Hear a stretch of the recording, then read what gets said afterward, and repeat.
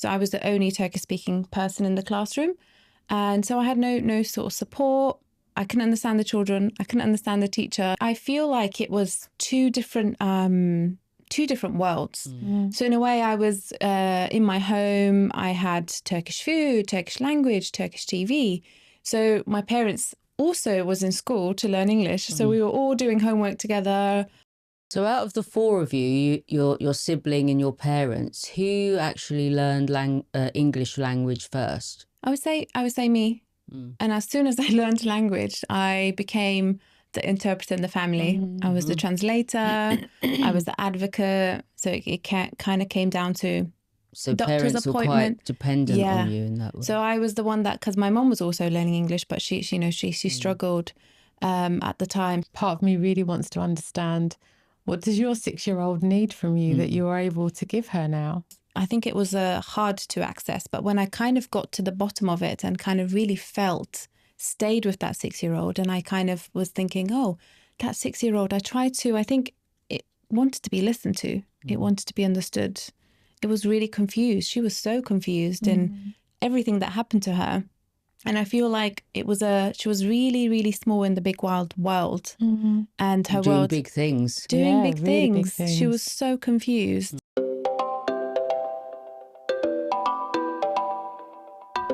Hello and welcome to A Bunch of Therapists with me, Michaela McCarthy. And me, Dipti Solanki, bringing you stories and insights from inside the therapy room. This week's guest is Ezgi Erik. Such an interesting story. She came to the UK from Turkey with her family as a very young child, but the added complication was that none of them spoke English. So it was incredible how she became really watchful and used all of her senses actually just to make sense of her environment and then to be the translator for her parents. What I really enjoyed was the fact that, her learning as a child at school, being 6, not speaking English, observing the teachers, their body language, where to be, what to do, and how curious then later on she become in life, which actually holds good stead to being a therapist. The other thing that I found quite inspiring is she's a great testament to human resilience and that resilient spirit as well. So I really enjoyed speaking with her.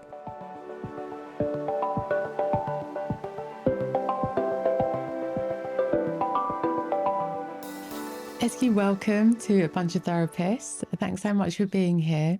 Tell us what brought you into the world of therapy. And I think I kind of had a whole journey of going back to when I moved here. And Where did you move from? I came from Turkey. Okay. So I moved when I was 6 years old with my family. So we're a family of 4. And we moved here at the age of 6. I was a little girl. I didn't really know much. I think at the time... Where did you move to in London? I think it was Stratford. Okay. Stratford, yeah. East London. I moved to East busy. London. It was really busy. It was really busy. And did you speak the language? No, none of us. 4 of us, family of 4, we did not speak any English. So I remember my first day at school. And I think in that area, there wasn't any Turkish community. So I was the only Turkish speaking person in the classroom. And so I had no sort of support. I couldn't understand the children. I couldn't understand the teacher.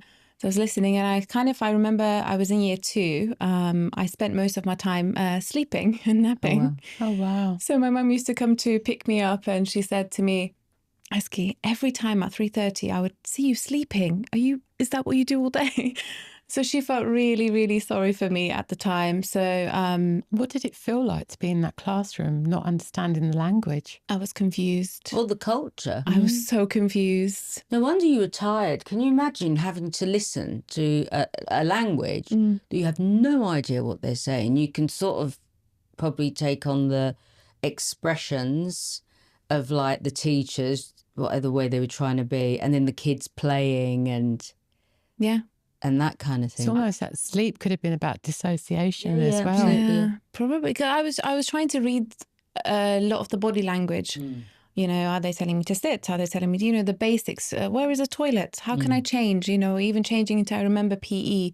I couldn't tell my parents that I needed to get a PE kit on a particular day. Neither the teachers could communicate with my parents that I need to bring. So I kind of went a few weeks without having a PE kit, and I was so confused. I was thinking, what? It to me didn't make sense why the kids were changing. So how did you learn to speak I mean, I know people say, well, you can learn at school and everything, but even in the home then you were not speaking English. So. I feel like it was two different worlds.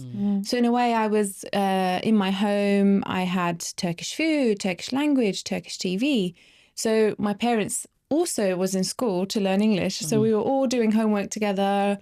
And I think it helped that my mum was also doing homework, but it was kind of like year 2 level homework. So we were kind of studying together, I suppose. And I think we went through a phase where we kind of decided, okay, now we're going to switch. So we started watching the Hollyoaks, we started watching EastEnders. I was going to ask that, the good thing is to watch TV or something now in a language to pick it up. Absolutely. So we were hooked on EastEnders. We were watching with subtitles. I think I'm not sure EastEnders is the best way to learn English.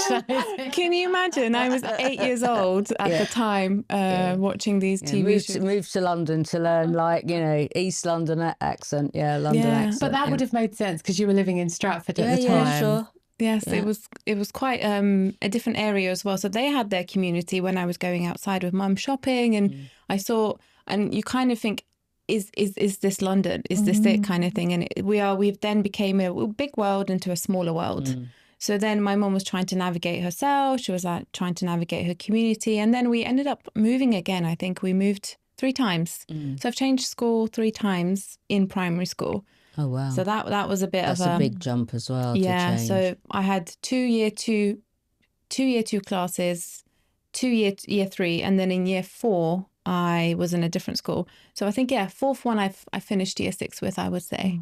So it was a bit of a journey. When would you say that you were able to pick up the English language enough to be able to play with the other kids or to learn bits in the classroom? I would say, I was thinking about that as well. I think it was year 3. I was learning a little bit. I think I could communicate, and then I had chicken pox. Oh. So I had to take time off. I was just making friends, and then we moved houses. So I went back to the beginning.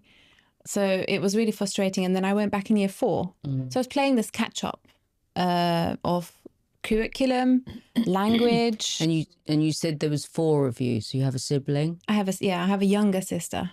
Okay. So yeah, she was younger than me. And I think for her settlement was quite more easy, I guess I would say. She would have been 4, how old, 4? Yeah, she was not quite ready for school. She went to nursery, she went to reception. Obviously she had her difficulties, but I think she had sort of English as her base as well a little bit, so I think that really helped her. But I being the eldest kind of meant that I had to be quick. I had to pick up quick. So out of the 4 of you, your sibling and your parents, who actually learned English language first enough to be able to communicate? I would say me.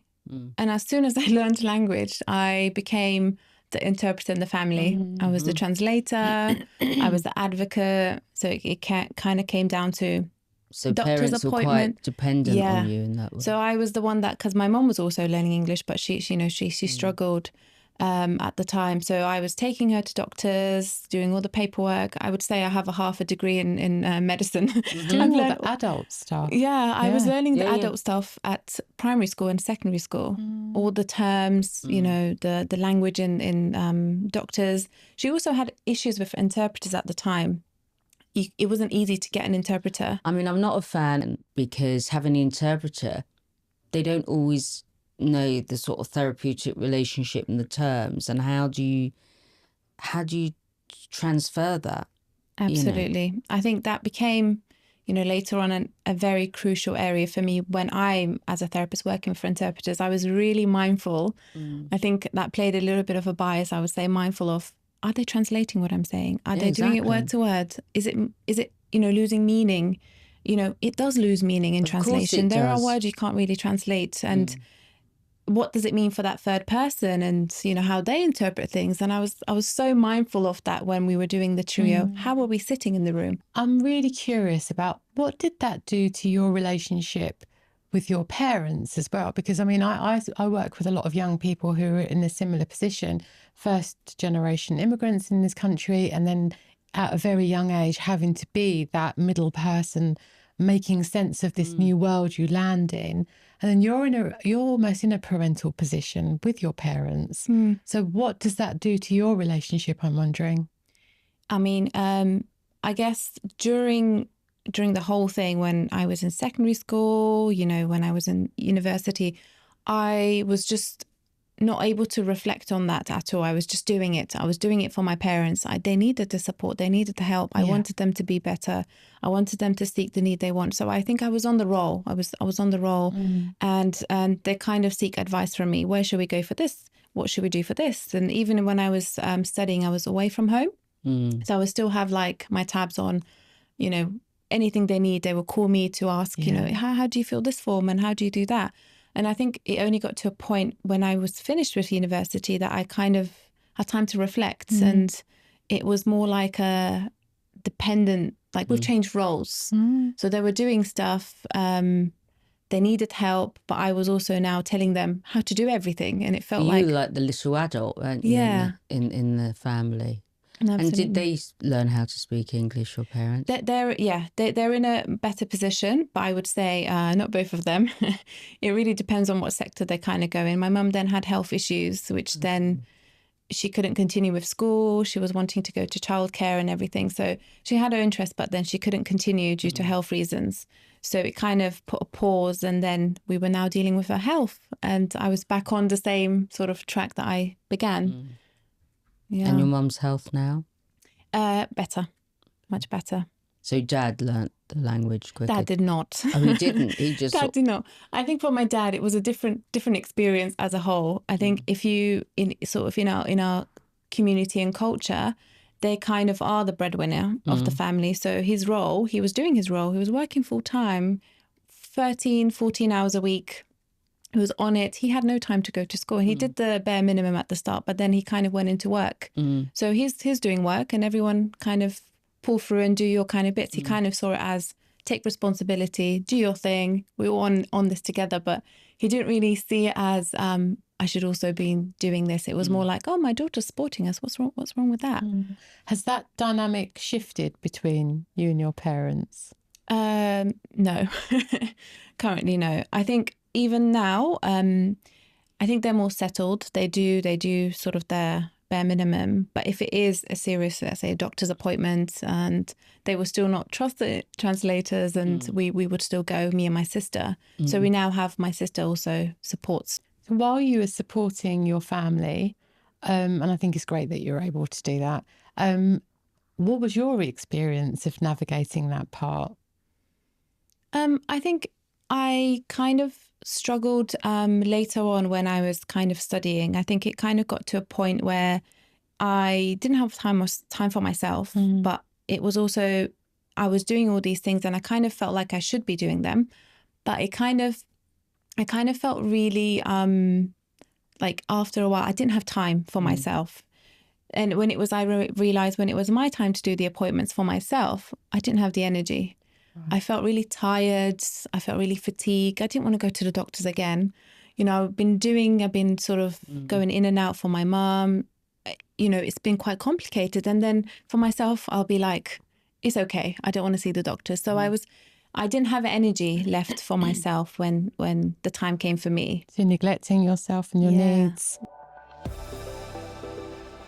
If you're enjoying A Bunch of Therapists, why not like, subscribe and share with a friend? And now that you're grown up, do you still support your parents with bits? I do still support them, but I think I kind of come to sort of realisation with my sister that sometimes they can do certain things. I've realised, you know, they've learnt, but they would say it's quicker when you do it. That's the new lingo. Of course. Yeah. So I kind of say, no, you have to do it. Take your time. You can do it. I know you can do this. If it's something I know they can do, I kind of really push Mum especially that, you know, you can do this. I know you could do this. It feels like listening to you that you're speaking to sort of an adult young child. Yeah, well, it is a parentification that happens, and it's giving them back their power, isn't it? Yes. I kind Yeah. of wanted her to, like, we're still in the process, I would say, that she would, you know, there's certain things that she can absolutely do. So she needs to be able to do them herself now that she can. And me and my sister trying to take a step back because we're not always going to be there for them. And, you know, it's difficult if they totally depend on us. And I kind of feel that I want to be able to leave them free so they could do their thing and then I could do my thing instead of me having to continue that. I think maybe also to change the dynamic of the relationship while we can now. Yeah. Do you feel that that extra layer of responsibility, and it's one that you fully accept and kind of do really gracefully by the sounds of it, do you feel that changed what you did in your life, the decisions you made, your movements? I would say absolutely. I think at the time I was really struggling and I kind of thought, oh, this is a disadvantage. I don't really know English. I don't need to, you know, in primary school, I really struggled and I kind of was really like, oh, I felt the push. But I think what I saw as a disadvantage at the time kind of became my strength later on. So I kind of was then interested in getting to know people, reading body language. It was a natural thing for me. Well, you would have had to have done that, wouldn't you? Yeah, Watch people's it came so easily to listen to someone, to understand, you know, to be empathetic. So that kind of came naturally. And then I had a thought that actually I can help so many people in you know, in this field who kind of needed that to become their voice in a way, you know, to become the little sort of bridge between. You know, I was doing that as a child, bridge between my worlds and my new worlds. I was that bridge. That advocacy role, isn't it? Yes. Yeah. So then I thought, okay, I can actually do that with lots of people. I could be a bridge between, you know, their needs and their, you know, their voice. How can I kind of integrate everyone else and have their access to their needs? So especially in my community, I think I would say it's therapy, you know, accessing that is kind of very stigmatized. It's not something that people will easily go to. How is it seen? How is therapy viewed? It's viewed as a weakness. It's viewed, I don't need this, get on with it. It's viewed as, like, I would say my dad's, you know, the way my dad would see it as, you know, get on with life. You know, if everything, you know, you kind of are weak if you don't do this. And in my time, there's always in my time talk. But I don't think it's, I was trying to explain to people in my community as well. It's not such as in my time kind of thing. It's like in your time, you also needed it, but you kind of got on with this. We're in this world in a different place now. That's so true. In their time, it was needed. Yes. It just wasn't there or talked about. Absolutely. And he's like, in my time, we didn't have it and we got on with it and we were fine. But can I just ask, because if you look at many communities, Yes. you know, if I think about, you know, generationally, thinking about my family, you know, I come from Irish immigrants, but, you know, therapy was not accessible when I was younger.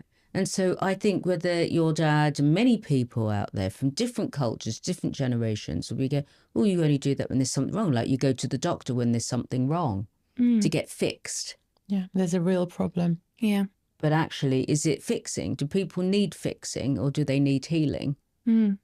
That's like, yeah, I would agree with you. I think that's like the outer coat of what actually we are, what we actually need from ourselves, from life. It's more, you know, it's more seen as, you know, in very many, you know, older generations, even, I wouldn't say older, maybe 50 years ago, it was still the same in different communities where it was like, you go fix and then you're okay. Yeah. But no one actually took time to kind of get to know themselves.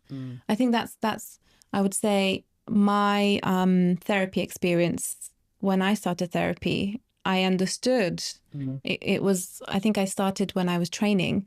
It was part of the essential. And I think I kind of was like, why did I leave it this late to begin?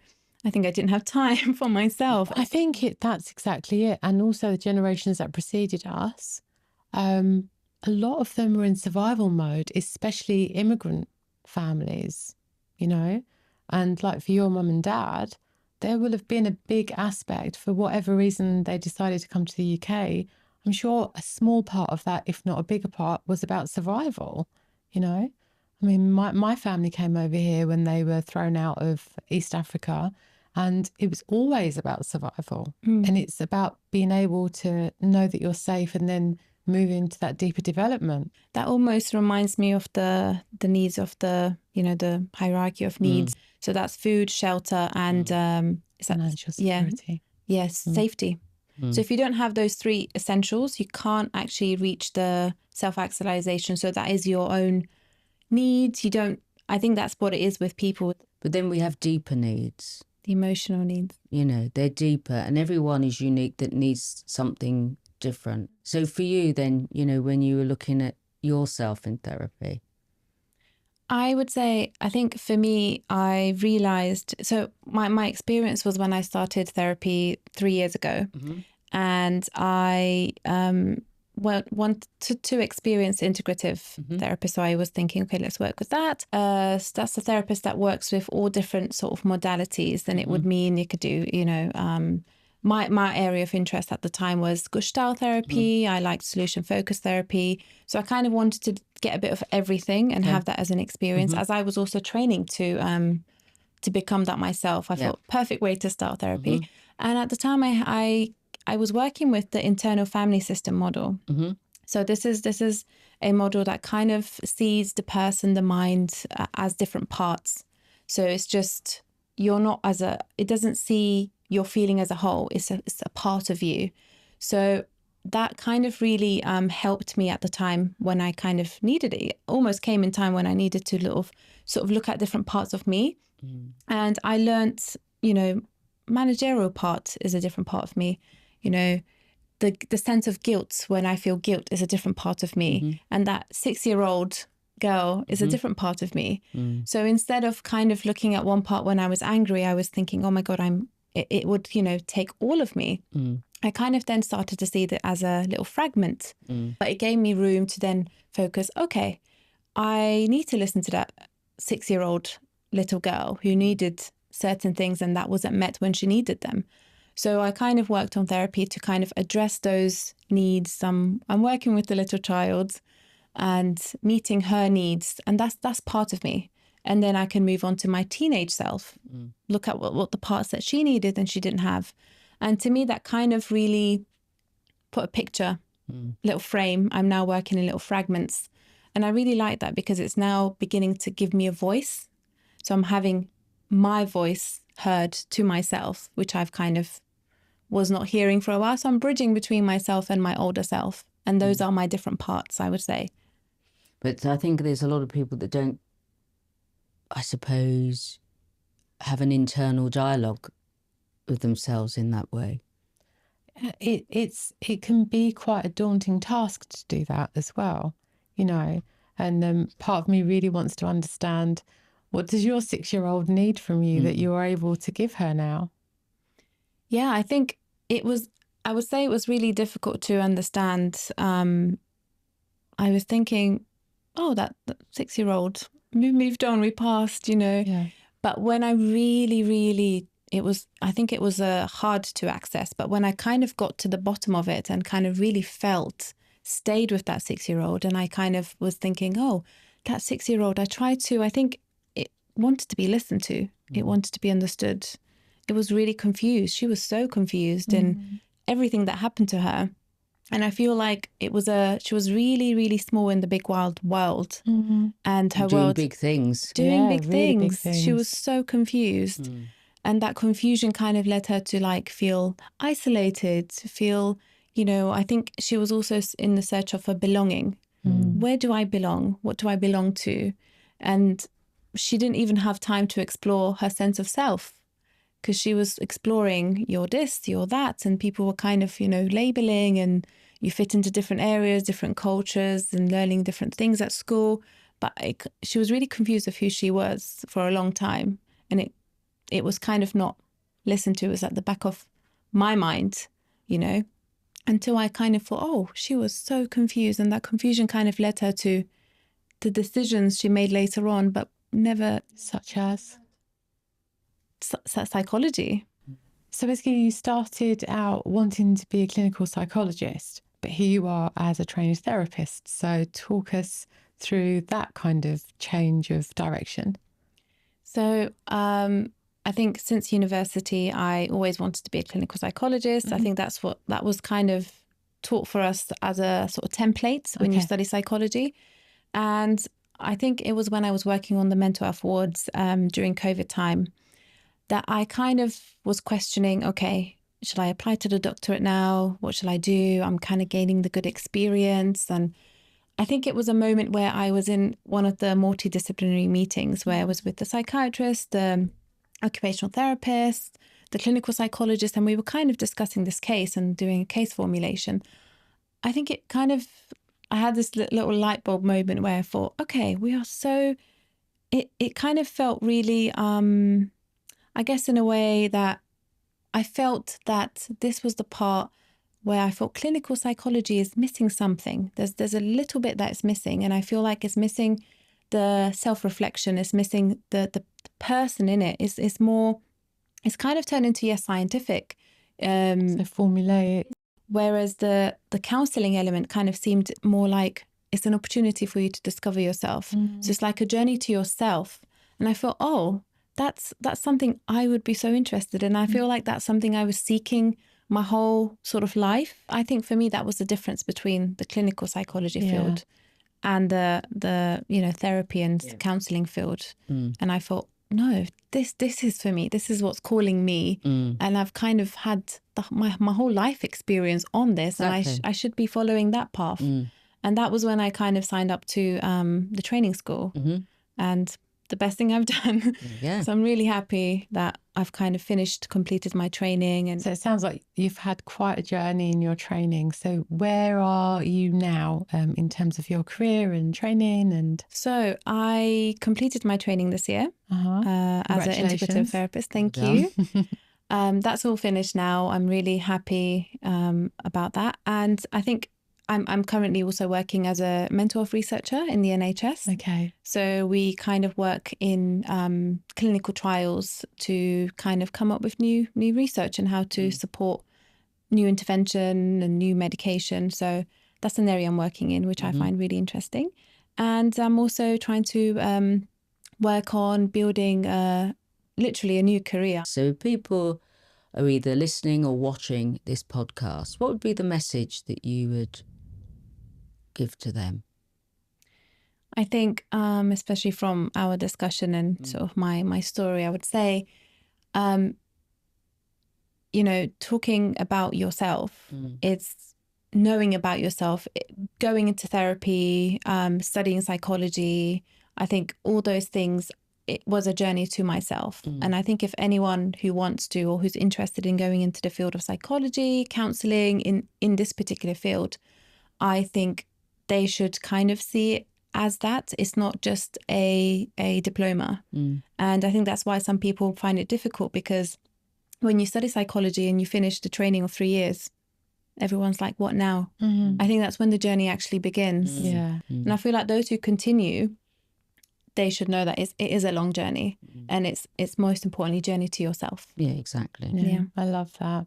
It's been really interesting listening to you. I think it's really interesting listening to people that come from different cultures and their experience coming here or being, because I think people need to hear that. And people listening and watching, there's probably many people from Turkey that have come here, but also the younger generation are probably more open to actually look at the self.